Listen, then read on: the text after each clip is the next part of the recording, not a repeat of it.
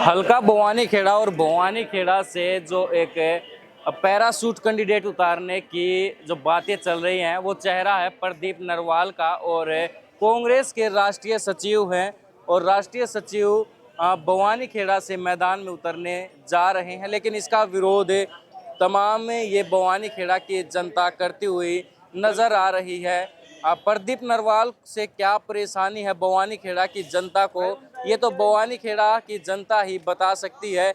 लेकिन जिस प्रकार से प्रदीप नरवाल को भवानी खेड़ा से मैदान में उतारने की बात है तो इसका विरोध है भवानी खेड़ा से अब सीधा दिल्ली जो कांग्रेस हेडक्वार्टर है एआईसीसी उसके बाहर पहुंच चुका है। और यहाँ पर जो रामकिशन फौजी और जो कांग्रेस के समर्थक हैं वो यहाँ पर धरना देकर बैठ गए हैं। और सीधे तौर पर यहाँ पर जब लोगों से बातचीत की तो उन्होंने कहा कि जब तक रामकिशन फौजी को टिकट नहीं मिल जाती तब तक वो यहीं पर धरना या फिर अपना डेरा है वो डाले रहेंगे।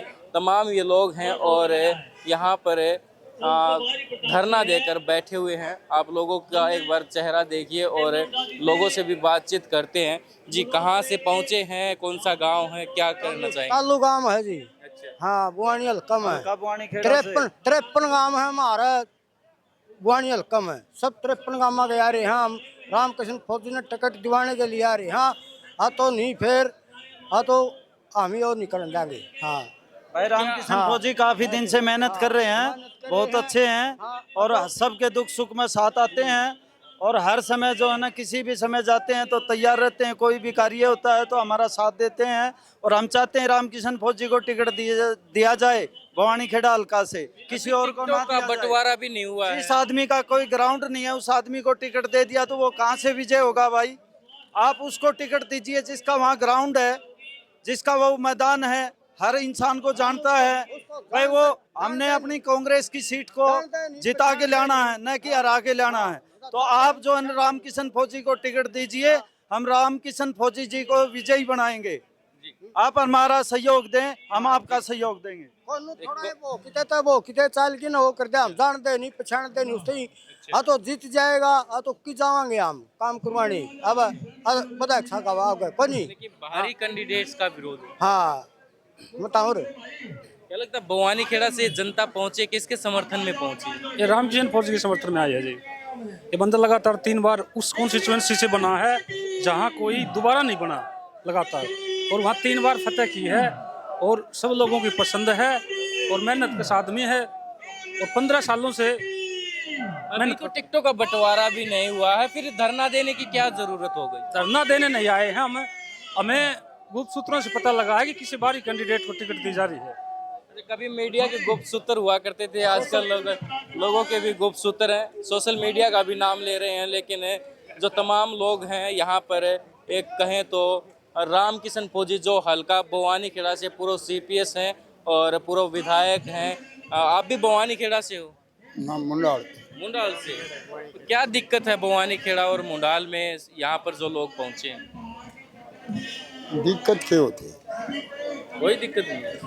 हाँ जी, बाहर का प्रशासन लिया हमको जान दिन पहचान दिन किसी ने कि जावांगे हम तो जब चाहो तो मारा हल्का कने वोट दें हमी रात में जावा तो दिन में जावा किसी टाइम भी मिल सका। हाँ तो बाहर का होगा वो भी तो कांग्रेस का ही होगा। कांग्रेस में दें हाँ वोट हमी हर बार कने तो काम तो कौन बने हमारा काम तो कौन बने।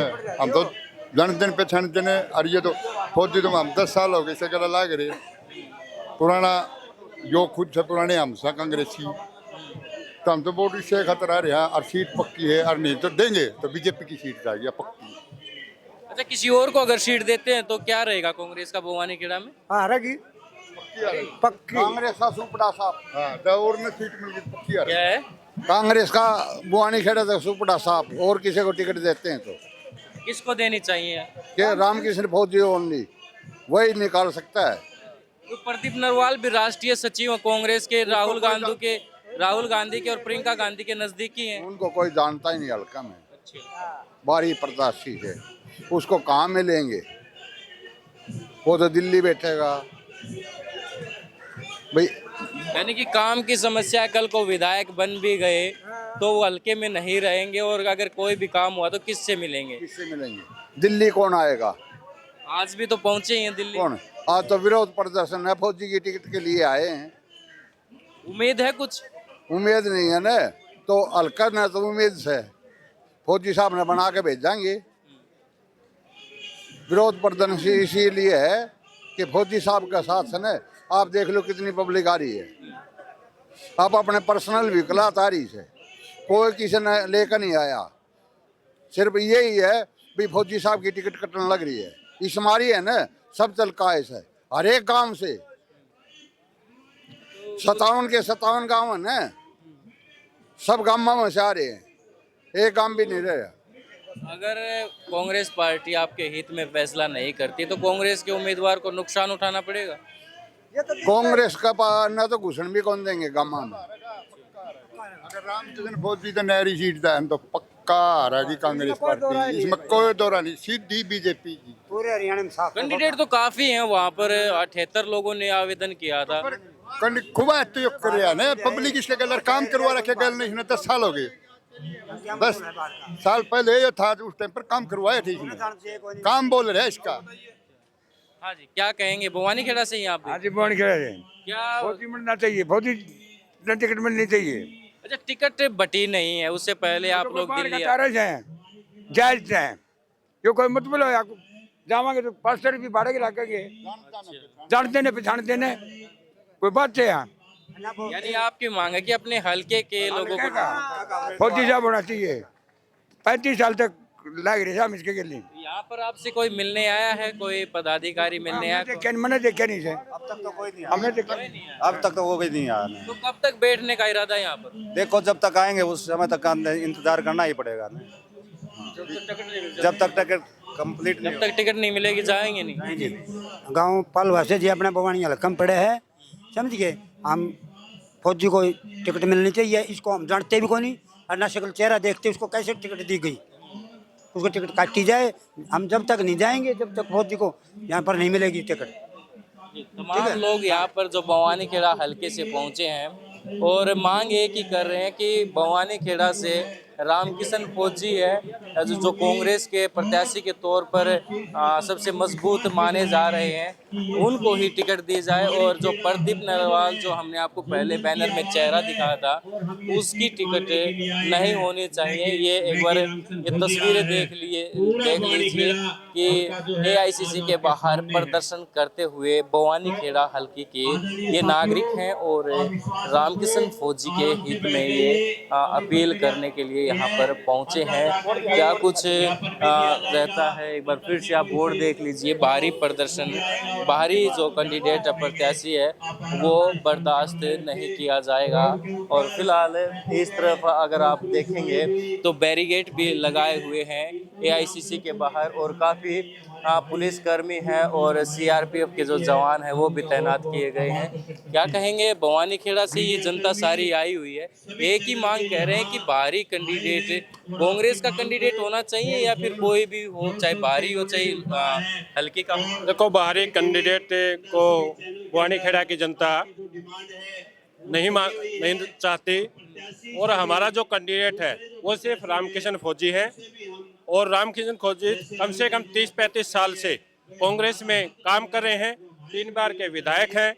यदि कोई बाहर से पैरासूट से कोई कैंडिडेट आता है तो भवानी खेड़ा की जनता उसको कभी भी उसका समर्थन नहीं करेगी। बाहर का अगर कैंडिडेट आता है तो उसका समर्थन नहीं करेगी।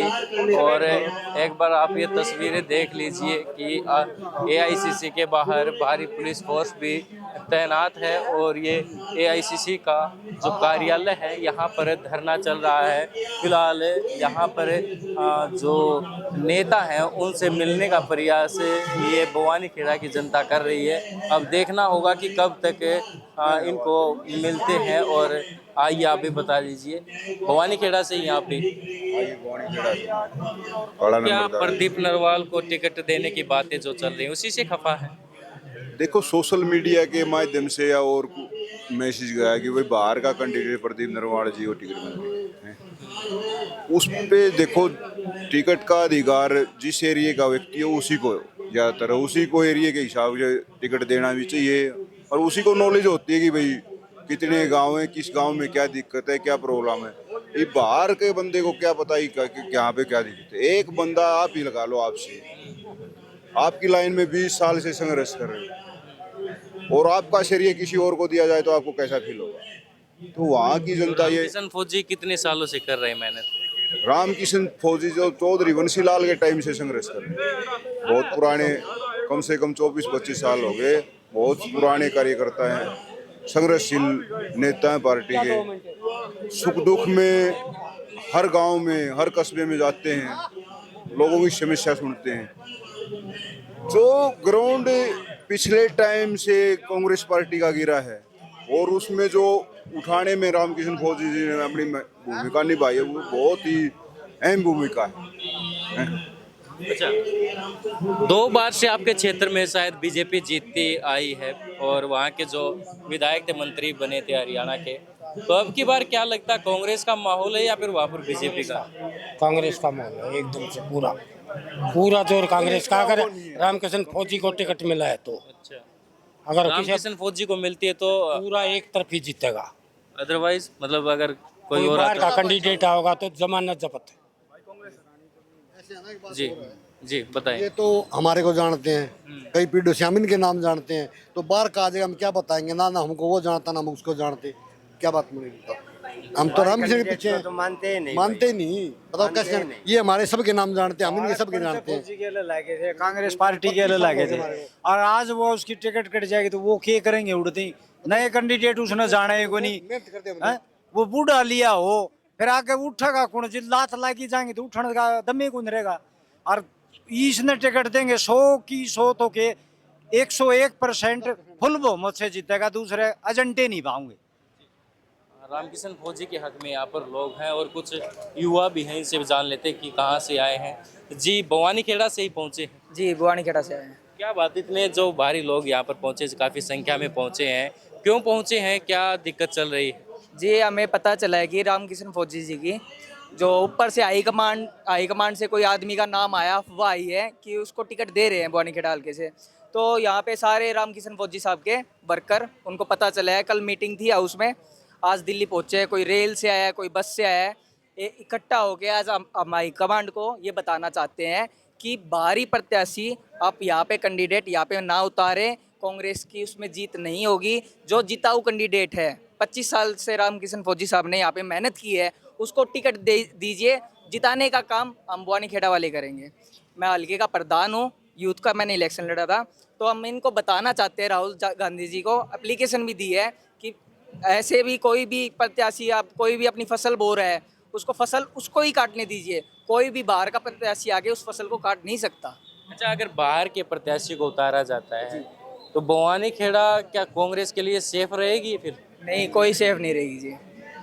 उसको कोई जानता भी नहीं है, हल्के में 1% आदमी भी नहीं जानता, हम भी नहीं जानते क्या नाम है, कौन नहीं है, कुछ भी नहीं पता। बस एक ये आया है अफवाह में कि बाहर से कोई 150 किलोमीटर दूर से कैंडिडेट को बुआनी खेड़ा में उतार रहे हैं, तो उसको कोई जानता नहीं है। हमें अपने 10 साल पहले कांग्रेस नहीं दी बुआनी खेड़ा हल्के में, अब 5 साल और पीछे चली जाएगी तो हम जैसे युवा, नौकरी, पानी की कमी, बुआनी खेड़ा हल्के में रोड सड़क कहाँ से आएगी, हम बहुत पीछे चले जाएंगे सर। इसलिए हम अपनी आवाज़ रखने आए हैं हाईकमांड के कि हमें हमारी आवाज़ सुने और फौजी साहब को टिकट दी जाए, हम जिताने का काम हम लोग करेंगे जी।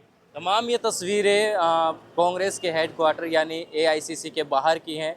यहाँ पर बवानी खेड़ा के लोग पहुँचे और रामकिशन फौजी के समर्थन में टिकट की मांग कर रहे हैं। जिस प्रकार से प्रदीप नरवाल का नाम चल रहा है बवानी खेड़ा हल्के से कि उन्हें मैदान में उतारा जाएगा, तो उसी का विरोध ये लोग कर रहे हैं और कह रहे हैं कि अगर रामकिशन फौजी को टिकट नहीं दी गई तो कांग्रेस बवानी खेड़ा से हार सकती है और निश्चित तौर पर वहाँ पर बीजेपी का कैंडिडेट जीत सकता है। तो आपको क्या कुछ लगता है कि जो कांग्रेस ने जो सर्वे के आधार पर नेता की छवि देखकर जो पैरामीटर सेट किए थे कि इन आधार पर टिकट दी जाएगी, क्या आपको लगता है अब की बार जो बात कांग्रेस कहती है उन बातों पर कांग्रेस ही खरा नहीं उतरती या फिर उतरती है? आप देख रहे थे द हरियाणा, मेरा नाम है अमन कुमार।